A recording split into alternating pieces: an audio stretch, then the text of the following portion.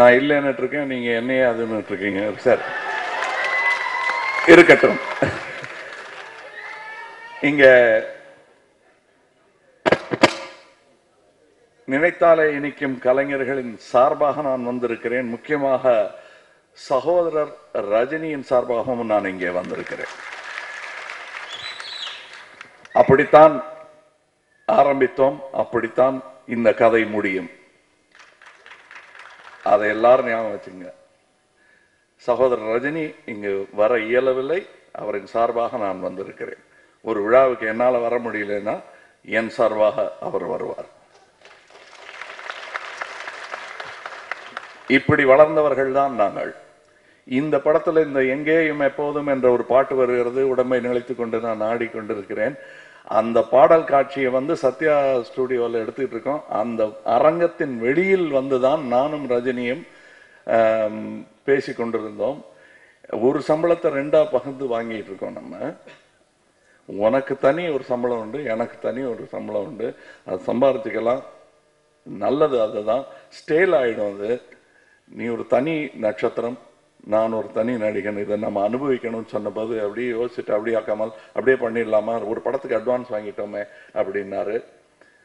இந்த படம் பண்ணிட்டோம், இளமை ஊஞ்சல் பண்ணிட்டோம், போதும், நம்ம சந்திக்கும் போது சந்திச்சுக்கலாம், இப்போ இதுதான் கரெக்டுன்னு தோணுது ரஜினி, நீங்க என்ன சொல்றீங்கன்னு சொல்லி இன்று எங்கள் சம்பளங்கள் கொடுத்த முதலாளிகள் எங்களை வாழ வைத்துக் கொண்டிருக்கிறார்கள். இன்னைக்கு தேதி வரலும் 2 பேருக்கும் தனித்தனி சம்பளங்கள் பெருசா இருக்கும். ஒன்னா இருந்திருந்தோம்னா ஒன்னு ஆட்டோ ரிக்ஷால போயிட்டு இருப்போமா நம்ம சொல்ல முடியாது. சினிமா துறையில் அந்த வியூகத்தை புரிந்து கொண்டு செயல்பட்ட இரு சகோதரர்களின் கதைதான் ரஜினியின் கதையும் என் கதையும். இதில் வெற்றி பெறுவதற்கு எங்களுக்கு பல பேர் உறுதுணை புரிந்தார்கள். முதல் பெயராக திரு கேபி அவர்களை சொல்ல கடமைப்பட்டிருக்கிறோம். எல்லா படத்திலையும் குறுக்க நான் அடிக்கிறேன்னு சொல்வேன்னு சொன்னாரு. இன்னொரு வேஷம் கொடுத்தா கூட செய்வேன் நான் அதே படத்துல. இன்னொரு அந்த வேஷத்தையும் நான் பண்றேன்னு கேட்கக்கூடிய பேராசை உள்ளவன் நான். அப்படி ஒரு படத்துல நான் பண்ணிட்டு இருக்கும் போது வேற ஏதோ ஒரு படம் எடுக்க போறாங்கன்னு கேள்விப்பட்டு, ஏன்னா ஒரே நேரத்தில் 4-5 ஐடியா ஓடிக்கிட்டு இருக்கோம் அவருக்கு. அப்ப பிலிம் இன்ஸ்டிடியூட்ல இருந்து சில ஆட்களை வரவழைத்து அவர் தேர்வு நடத்தி கொண்டிருக்கிறார். ஐயோ நல்ல வேஷத்தை அவங்களுக்கு கொடுத்துட போறாங்களோன்னு பயத்துல அடிச்சு பிடிச்சிக்கிட்டு நான் அங்க ஓடினேன். அப்ப சலீம் கவுசன் ஒருத்தர் இருந்தாரு. அவர் பூனா இன்ஸ்டிடியூட்ல இருந்து வந்திருந்தாரு. அவர் அவ்வளவு கவரல, என்ன காரணமோ தெரியாது. அதற்கு பிறகு இந்த ரெட் ரோஸ்ல ஒரு சதுர கண்ணாடி இருக்குமே, அந்த மாதிரி ஒரு கண்ணாடி இருக்கும் சார் ரூம்ல அங்க கலாகேந்திரா ஆபீஸ்ல. அது வழியா எட்டி பார்த்து இன்னும் வேற யாராவது இருக்காங்களாங்கும் போது நான் அங்க பூந்து கூடவே நின்றுட்டு இருக்கேன். அந்த கண்ணாடி வழியா எட்டி பார்க்குறாரு. அங்க ஒருத்தர் உட்கார்ந்து இருக்காரு. இவரு இன்ஸ்டியூட் தானே, பூனா இன்ஸ்டியூட் தானே, இல்லைங்க இங்க மெட்ராஸ் இன்ஸ்டியூட்னு சொல்லிட்டு ஒருத்தர் உள்ள போறாரு. அவர் தான் ரஜினிகாந்த். அவருக்கு இது நல்லா இருக்கு, பிடிச்சு போயிடுச்சு. ஐயோ அந்த வேஷம் அவருக்கு போயிருப்போம். நான் வேணா சார் அந்த வேஷம், டே நீ தானே அந்த படத்து ஹீரோ, அது ஒரு சின்ன வேஷம் போ அப்படின்னு துரத்துறாரு. இப்படி ஆரம்பித்த எங்களுடைய வாழ்க்கை. இன்னும் சொல்ல போனா இப்ப இங்க எம்எஸ்சி அவர்கள் இருக்கிறார்கள். இன்னைக்கு பெரிய பல மியூசிக் டைரக்டர்கள், இளையராஜா உட்பட இவங்க உலகமெங்கிலும் கொடி கட்டி பறந்துகிட்டு இருக்காங்க. அவங்களுடைய இசை புரிவதற்கு உங்களை தெளிவுபடுத்தியவர் எம்எஸ்சி அவர்கள். இன்னைக்கு இளையராஜா சிம்பனி எழுதி அதை நானும் ரசிக்கிறேன் அப்படின்னா அதற்கான ஆரம்ப பாடங்கள் பிரைமரை எங்களுக்கு நடத்தி தமிழக மக்களுக்கே நடத்திட்டார். இது மாத்திரம் இல்ல, ஒரு ரகசியம் நான் ஆர்டி பர்மன் அவர்கள் சொல்ல கேட்டிருக்கிறேன். எப்போவாது இந்த மனோரஞ்சன் இந்த ரேடியோல வரும்போது தமிழ் பாட்டுகள் வரும், அதுல இருந்து எனக்கு பெரிய இன்ஸ்பிரேஷன் வரும் அப்படின்னு அவர் சொல்லியிருக்காரு. எம்எஸ்சி அவர்களுடைய பாடல்கள் அவர் இசையமைப்பதற்கு காரணமாக இருந்திருக்கிறது. இன்னும் பல பேர் இந்த இந்த இந்த அரங்கத்தில் உட்கார்ந்து இருக்கும் ஐயா பாலச்சந்தர் அவர்களை பார்த்து இயக்குனராக வர வேண்டும் என்று ஆசைப்பட்டு வந்தவன் தான் நான். அவர்கிட்ட போன போது ஃபர்ஸ்ட் எனக்கு சான்ஸுக்கு போன போது எங்க அம்மா சொன்னாங்க போட்டோ எடுத்துக்கிட்டு போடான்னு. நான் அசிஸ்டன்ட் டைரக்டருங்கிறது தெரிஞ்சு கூப்பிடுறாரு அவர். என்ன டே நீ இருக்கிறதே தெரியாதுடா பல பேருக்கு, நீ அசிஸ்டன்ட் டைரக்டர்னு தெரிஞ்சா கூப்பிடுறாரு, லட்சணமா இருக்கான் பையன் நினைச்சிருக்க கூடாதா, அதனால ஒரு போட்டோ எடுத்துட்டு போய் அவர்கிட்ட காட்டு, நடிக்கத்தான் கூப்பிடுறாங்க. இல்ல இல்ல நான் டெக்னீஷியன், என்ன டெக்னீஷியனா கூப்பிடுறாரு. டெக்னீஷியன்லாம் அப்படி கூப்பிட மாட்டாங்கடா லூஸு போ அப்படின்ட்டு ஒரு போட்டோவை கொடுத்தாங்க. அதை கசக்கி உள்ள போட்டுக்கிட்டு சைக்கிள்ல போறேன் நான் அவர் ஆபீஸ்க்கு. போன உடனே கேட்டாரு, போட்டோ கொண்டு வந்திருக்கீங்களா அப்படின்னாரு. தாயே சரணம்னு சொல்லிட்டு எடுத்து அந்த போட்டோ காட்டினேன். அதுல இப்படி பாடி பில்டிங் பண்ற மாதிரி இருக்கு, அது கொஞ்சம் ரொம்ப ஒல்லியா இருப்பேன். அந்த போட்டோவை பார்த்துட்டு சிரிச்சாரு. என்ன பாடி பில்டிங் பண்றீங்களா அப்படின்னாரு. ஆமான்னு. அதுல இருந்து ஒரு சின்ன ஐடியா வந்து அது அரங்கேற்றத்துல ஒரு சின்ன காட்சியா வரும். ஒரு சின்ன வேஷம்தான். படிப்படியாக எனக்கு வேஷங்கள் கிடைக்க ஆரம்பித்தது. இன்று அவர் பெரிய வார்த்தைகள் எல்லாம் சொன்னார். அவரும் என்னுடன் வளர்ந்தார். அவர் எல்லாரையும் பயன்படுத்திக் கொள்வார். ஒரு சின்ன நடிகனை பார்த்துட்டே இருப்பாரு. நான் அவர் பார்த்தாரு, அவர் செஞ்சுக்கிட்டு இருந்தாரு, நான் பார்த்தேன், அவரை பார்க்கலங்கிறது எனக்கு மட்டும் நிகழ்ந்ததில்லை. பல நடிகர்கள் ஓரத்துல நின்று சிகரெட் பிடிக்கிறதையோ, இவருக்கு தெரிய இவர் பார்க்கலன்னு நினைச்சுக்கிட்டு பண்றதையோ அப்படி ஒரு ஓர கண்ணால பார்த்துட்டு அது படத்துல யூஸ் பண்ணுவாரு. அது அவங்களுக்கு வாழ்க்கை ஆதாரமாக ஆகிவிடும். ரஜினி சார் சிகரெட் போட்டு தூக்கி பிடிக்கிறது வந்து அப்படி வந்ததுதான்.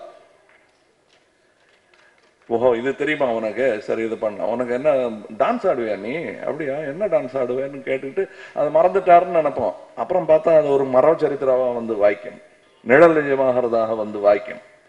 இதுல இன்னொரு இந்த அவர்கள் படத்தை பத்தி சொல்லிட்டு இருந்தார். அதெல்லாம் எனக்கு கிடைத்த பெரும் பாக்கியமாக இன்று நான் இயக்குனனாக இயங்கும் பொழுது எனக்கு கிடைத்த ஒரு பெரிய பள்ளிக்கூடமாக அதை நினைத்துக் கொண்டிருக்கிறேன். சும்மா அவங்க இருக்காங்கிறதுக்காக சொல்ல, இல்லாத போது நிறைய சொல்லிக் கொண்டிருப்பேன். ஞானசம்பந்தம் அவர்களுக்கு தெரியும் எத்தனை முறை சிலாகித்து நான் கற்றுக்கொண்டவை எல்லாம். அது வந்து அவருக்கே தெரியாது, கட்டவர்கள் கூட கேட்கல. அவரு நான் மாட்டுக்கு ஏகலைவன், அவர் மாட்டுக்கு அள்ளி தெளிச்சுக்கிட்டு போயிட்டே இருப்பாரு. கின்னாடி சின்ன கூடையை வச்சுட்டு கிடைச்சதெல்லாம் அள்ளி பொறுக்கிக்கிட்டு வந்ததுல இன்னைக்கு இங்க இருக்கிறவங்க எல்லாம் இந்தியாவில் நல்ல இயக்குனர்னு சொல்றாங்க. அதற்கு காரணம், அதற்கு வித்திட்டவர் ஒவ்வொரு பாடமாக பாலபாடம் போல் படித்தது இங்கிருந்துதான். இந்த அதிர்ஷ்டம் இங்க இருக்கும் பல இயக்குநர்களுக்கு கிடைக்கவில்லை என்பதுதான் என்னுடைய தற்பெருமை. அவங்களுக்கு கிடைச்சிருந்தா நான் இன்னைக்கு டைரக்டராகவே வந்திருக்க மாட்டேன், வாய்ப்பே இல்லை. அப்படி ஒரு கல்லூரி அவர் அங்க இருக்கும்போது. ஒரு உதாரணத்துக்கு சொல்றேன், நான் கட்டாய் போனேன்னு ஒரு காட்சியை சொன்னார். நிஜமாவே கட்டாய் போன ஒரு காட்சி. அவர்கள் படத்துல ஒரு பாட்டு, நான் வந்து ஒருதலை காதல், அது தெரியாத அவங்களுக்கு நின்றுட்டு இருக்கேன்.